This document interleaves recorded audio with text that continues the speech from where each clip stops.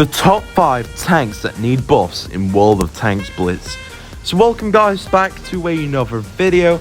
Today I'm going to be talking to you about the top 5 tanks in World of Tanks Blitz that need buffs. And yeah, so let's just start off right into the video.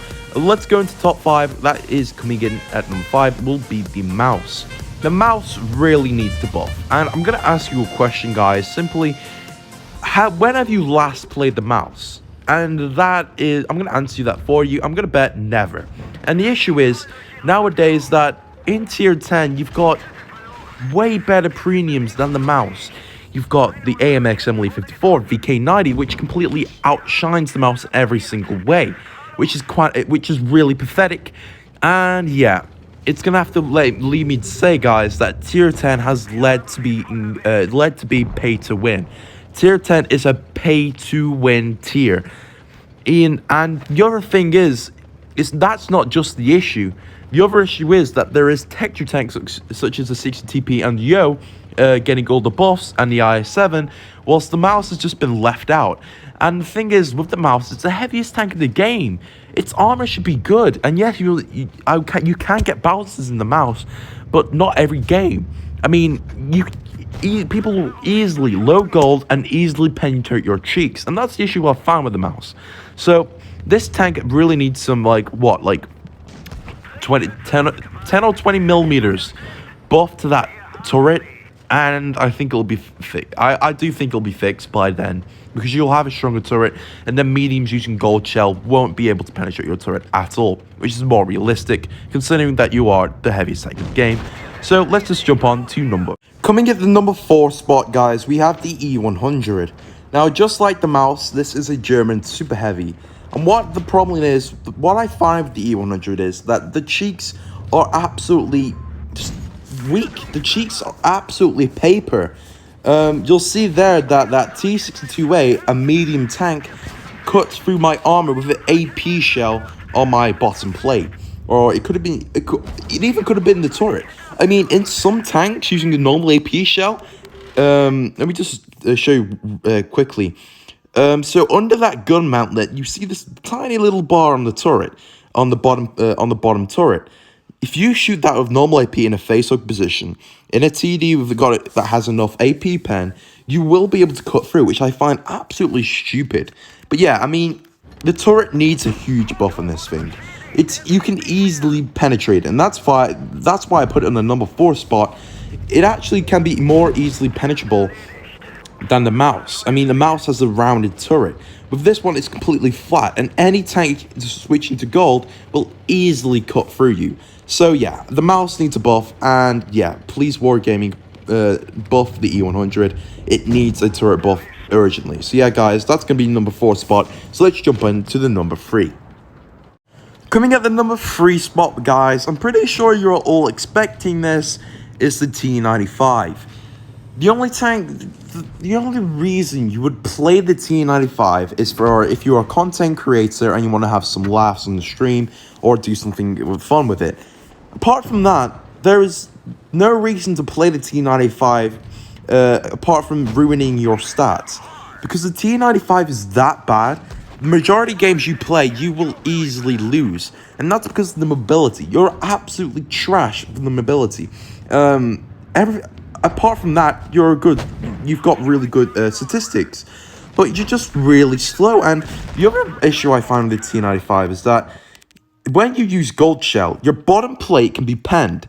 And also, with normal AP shell, you have cupolars. So I know you want to make the tank look as realistic as possible, Wargaming. But if you could just remove the cupolars, so it's harder to penetrate the T95 from the front, so medium tanks at tier 10, or even tier 9, or even lower at tier 8, can't pen the cupolars. Or you can either improve the mobility, because you're just, going at like 20 kilometers an hour? It's absolutely stupid. You can't.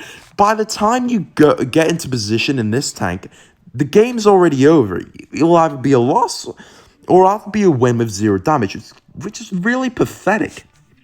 Let's just check. What is your top speed? 20. Your top speed is 20. Wargaming really needs to give this a buff, make the top speed at least 25 or make it 30, because there is no point playing the T95 unless you want to have some speed or jokes. Not speed, sorry, or some jokes. So yeah, guys, so that's going to be at the number 3 spot. Coming in at the number 2 spot, now I want to clear off, if you're an OG to the channel, I'm pretty sure you're all going to be expecting this. It's going to be the VK3001P. This tank, I just don't know how to put it. It's absolutely trash. It's got nothing for it. It's got no armor. It's got really no gun. Everything in tier 6 is better than this tank. Everything in tier, well, most tanks in tier, even in tier 5, are even better than the VK3001P. I mean, the tank's just got no love. Wargaming has simply left this tank out behind. The only reason you'll play the VK3001P is just to grind the mouse. And when you get your hands on the VK3001P, you don't even grind it. You don't even play the tank. What you do is you spend gold on free XP to skip it, because it's that bad. That's what I do, and that's what I would never play this tank. The only reason I've got this tank and I play it is to make videos. Apart from that, this tank is the worst tank in the game, and it actually needs some love because it's got nothing running for it. Everything it has is trash. Everything. So Wargaming, please buff some factor of the VK3001P. It's completely trash, and every tank you're releasing in the battle pass makes tanks look like this look absolutely useless. So please, Wargaming, buff the VK3001P. Finally, the number 1 spot. Where can I leave this with? Now, coming in at the number 1 spot is going to be the SP1C, or the SPIC I like to call it. Now, a lot of people are going to be confused, I know, why I put the SPIC here. And it's simply because, well, it's not really the SPIC's fault. I mean, you can get a good game in the SPIC. I mean, it's not a bad tank. But the issue I find with the SPIC is, in Tier 7, you'll find Smashers, KV1S with, like, the 400 Alpha. Any tank with the 400 Alpha or a big derp gun, which you will find in Tier 7 and Tier 6, and even Tier 8, when you face Progettos and all those type of medium tanks or light tanks, you will get ripped apart. That's what I find with the SPIC, and that's the issue I start to realize with it. The SPIC is a tank not made for newbies, which I completely understand. But what Wargaming could do with the SPIC is just give it some love by buffing the HP. 1000 HP is clearly not enough. You'll get one-shotted easily by SU-100, SU-152s, Smashers. You'll lose half your HP in Tier 6 against the KV-1 and KV. You'll lose all of your HP against the KV-2. So there is a lot of buffs needing to be happening with these tanks, and I'm hoping Wargaming does act, because it's quite a shame that you've got, even Tier 10 now has become a pay-to-win a tier, that you have to at least spend money to get your hands on a tank that outperforms all the Tetra tanks. And half these Tetra tanks now have been left out and are completely trash and useless and need buffs. So yeah, guys, hopefully you enjoyed today's video. If that's the case, feel free to subscribe, like, and share, and comment below if you got any further ideas for the videos. But yeah, guys, thank you all for watching. Take care, and I'll see you in the next one.